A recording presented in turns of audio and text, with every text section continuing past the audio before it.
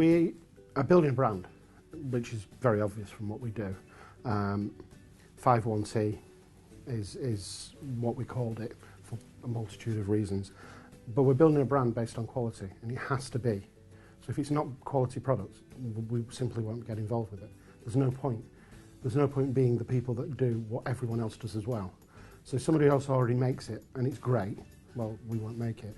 But it isn't, so we do. The reason we use 51T products is the ability to have the flexibility within the products that we use, and they create stuff. You know, you go and you ask them something and you want something, they just deliver. They go out, they come back, what about this? There's a solution always for you, and their flexibility is second to none.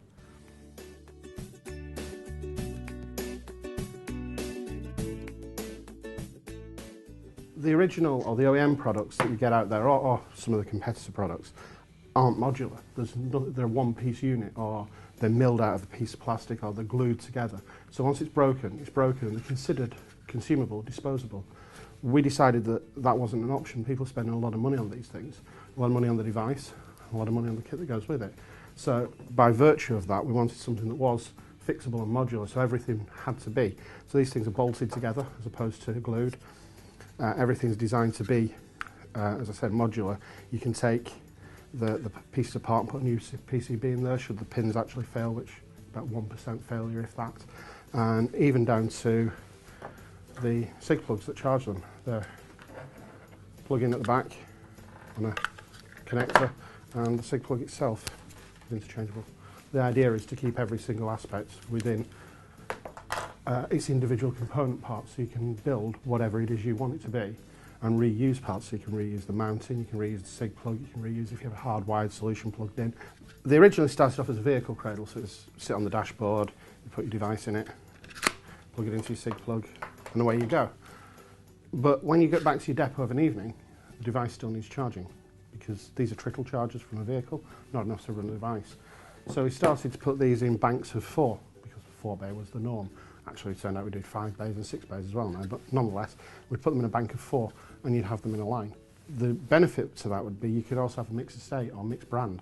So you could have brand A, brand B, brand C, and have different chargers for different devices, but all on the same sort of backplane, on the same holder, if you will. And then we took that further and put them into, from being on a 4 bay to being 3 4 bays in a drawer, and then 4 4 bays in a drawer, and then 4 5 bays in a drawer, and so on within the cabinets.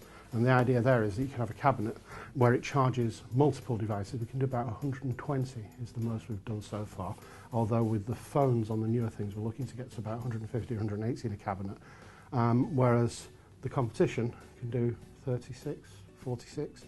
So it's always constantly about what can we do better, what can we do more of, what can we expand into, and how can we get more out of what we've already got. So some of our clients are now looking to change their devices, but they don't have to change the cabinets, they don't have to change the charge rails.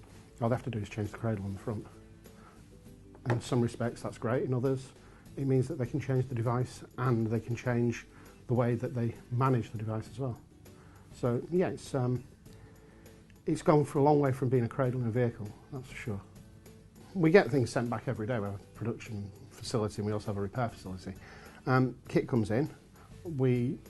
When it comes in, we have a turnaround time of about 5 days. But the point is we report back to every customer what we've done. So we don't just say, oh, we fixed this or we fixed that. We give them a list. If we know who they are, we don't always know who the end user is, might be through a reseller. But if we're told it's for everything's for a certain account, we can say, this, your estate looks like, on the basis of what's happened. So if we notice that there's a high failure rate on the cheeks, then we can do something about that. If we notice the PCB, we can do something about that. We can always do something about where something is failing.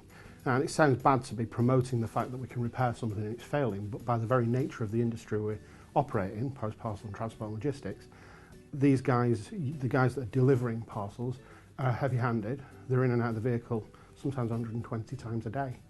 The very nature of that, I mean, these pins alone, we use an American brand that are tested for about 1 million insertions, whereas some of the OEMs certainly don't do that.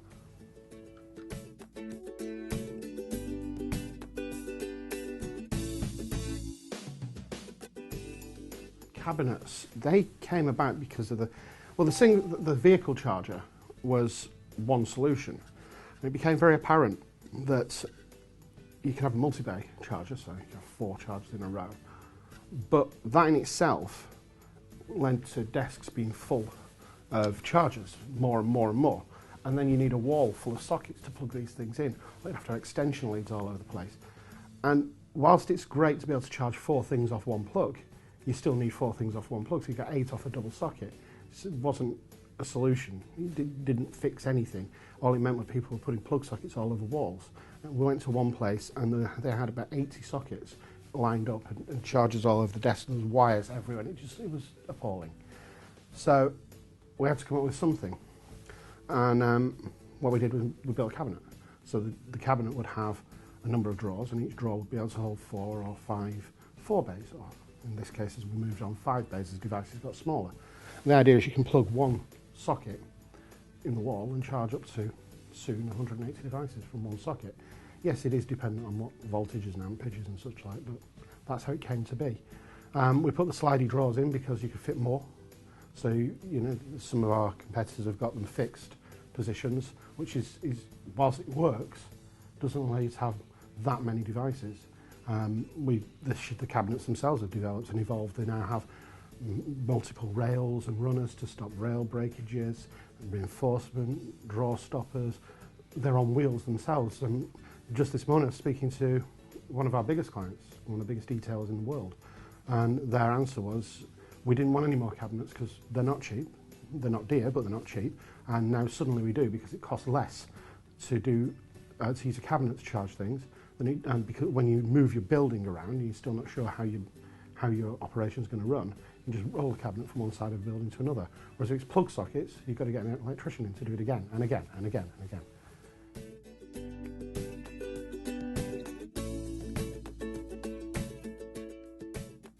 At the deregulation of the Royal Mail, where couriers started downstream access into post-parcel operations, the last mile being serviced by Royal Mail, couriers had to be able to print Royal Mail bag labels themselves.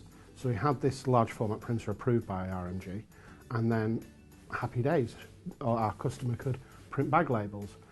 When we went into the mail industry and delivery side, there was nothing around. So we sat down with 51T, spoke about what we needed. They came up with this mobile station that we could use, and it's just grown from there, and it's now a vital part of what we use within the network. We have these that are now pushed around as pick and pack stations.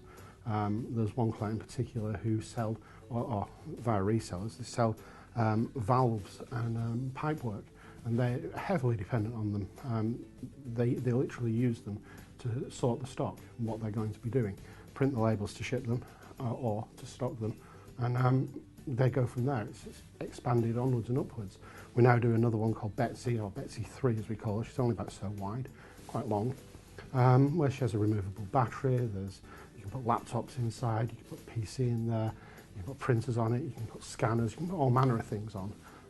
The idea is that people can use these for multiple different jobs. Some people are using the Betsy's as just a PC station, literally a PC sat on a shelf, or a printer sat on a shelf, and a PC in the base, and it's just a PC on wheels. But it allows them to work in different places around their operation.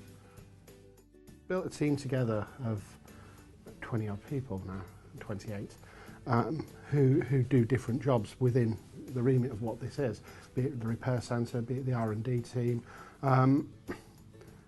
It certainly wouldn't be where it was now without the people around it.